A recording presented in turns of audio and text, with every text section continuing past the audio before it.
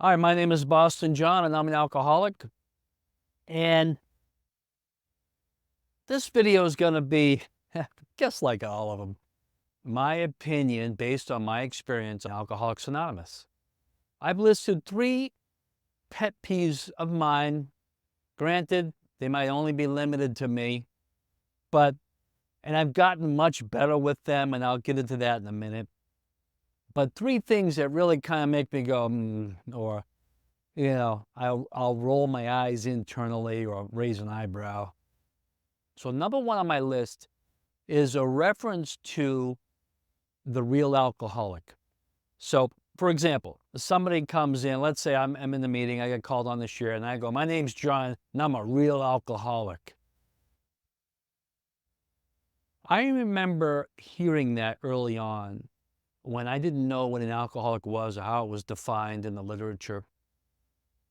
And I didn't hear it often, but every now and then I hear someone say that they're a real alcoholic, and I go, real alcoholic? How come nobody else says that? What makes him a real alcoholic? After a while, I got into literature and I found out where that's from, what it kind of means, and why it's used. And I would argue now at this point that, okay, if you refer to yourself as the real alcoholic, even though it's in the book, I would argue you're misquoting the spirit of the book. You'll find reference to that real alcoholic on page 21. We're in the bottom of 20, top of 21. It breaks down the 3 types of drinkers. You have the moderate, the hard, and the alcoholic, which is referred to as the real alcoholic. And that used to kind of get me because I would sit there now knowing the definition of an alcoholic, knowing where it's mentioned in the book. When I started to know more about it, it kind of got to me a little bit more, especially much earlier in sobriety. I go, here we go again, the real alcoholic being special. So the reason why I would say one is misquoting the spirit of the book. If you look up the word real in the dictionary, and I'm using the free dictionary app. So if you look up the word real, you're going to see a lot of definitions, all kind of the same. Now I'm looking at definition number 8 here under real, and it says actual as opposed to possible or potential.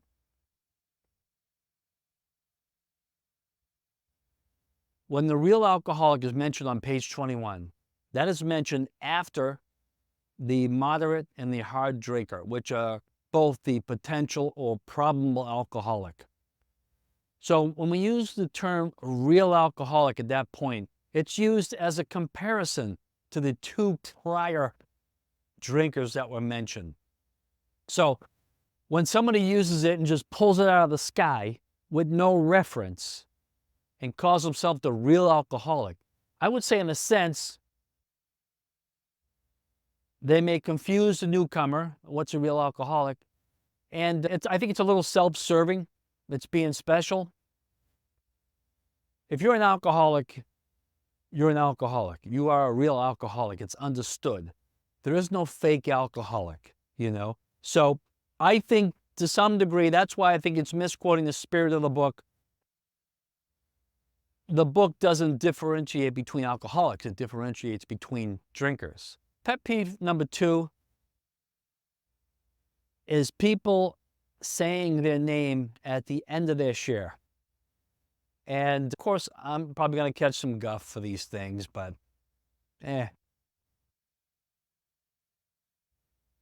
Early on in AA, when I say early on, I mean my first couple of months, I was in a lot of small meetings, so I was always going to share because everyone in the meeting shared.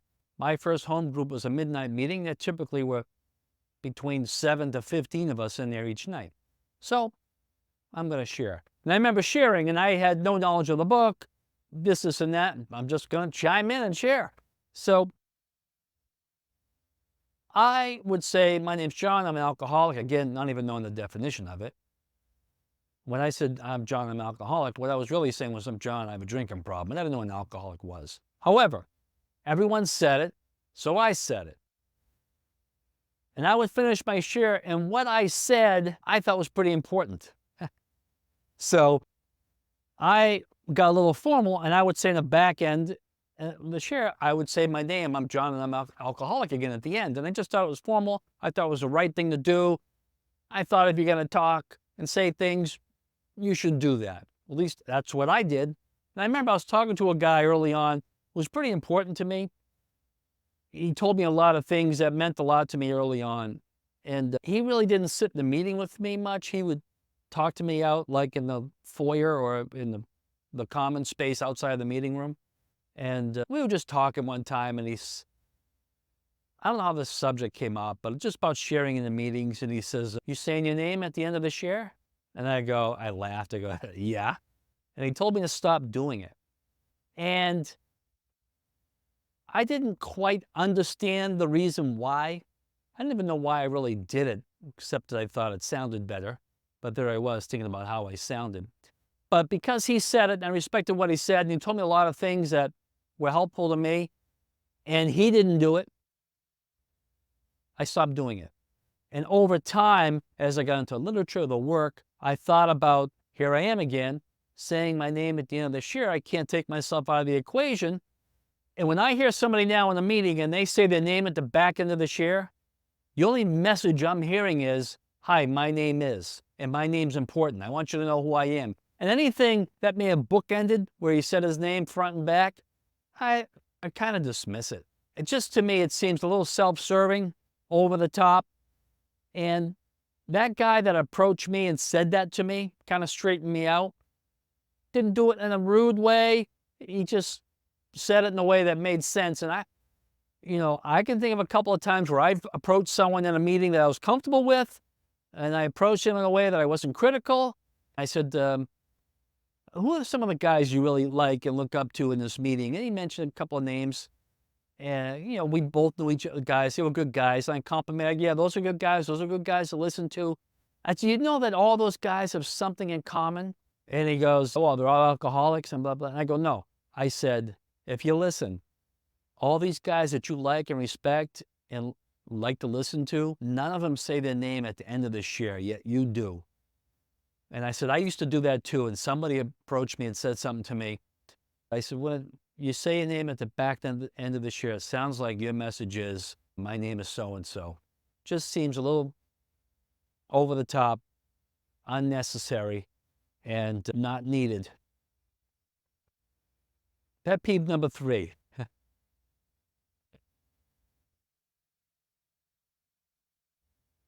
I have it here on my sheet. Prayer rewriting. If you like me, go to a meeting I go to, similar, you say a prayer in the beginning and a prayer at the end. So I notice, and it happens in meetings wherever I go, when the Lord's Prayer is said at the end of the meeting, I notice people are swapping out words and putting their own words in. So one of the ones in the Lord's Prayer, instead of saying, "Deliver me from evil," they say, "Deliver me from ego." And I don't know about you, but I'm really tuned in listening. And it seems like when people switch the words and now say ego instead of evil, they say it a little higher than everything else. When you say, "Deliver me from ego," I got to a point now where I'm saying, you know what? You're making the correct prayer and you're using the proper word, even though you're switching it out, because anyone who takes a prayer written by somebody hundreds and hundreds of years ago and decides to switch it around, that takes a lot of ego. So perhaps you do need to be delivered from ego. And if you notice, when you sit there and you hear the switching from evil to ego, or there's another one, they switch the word bread in the Lord's Prayer, they say it a little louder than everyone else. They want everyone to hear that either they're witty, they change the words in the prayer, this word is better, or they want to be approached about it.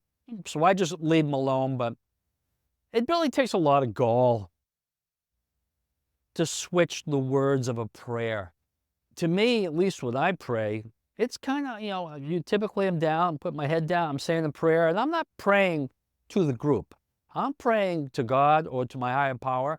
And I don't need to yell or raise my voice. The God of my understanding is pretty good hearing, So it just seems to me that the swapping out of words or rewriting prayers seems a bit unnecessary, and a little self-serving and ego-driven. So now I just kind of chalk it up to anyone who needs to be delivered from ego is probably praying for the right thing, especially if they're swapping out words of prayers and saying those words a little bit louder than everyone else just to be heard. It's kind of like the name and the back end of the share thing where I just chalk it up and go, okay, I see where this guy's coming from. Anyway, this will probably never make it on YouTube or anywhere else because I've rambled and I'm pet peeving and who knows. Talk to you later.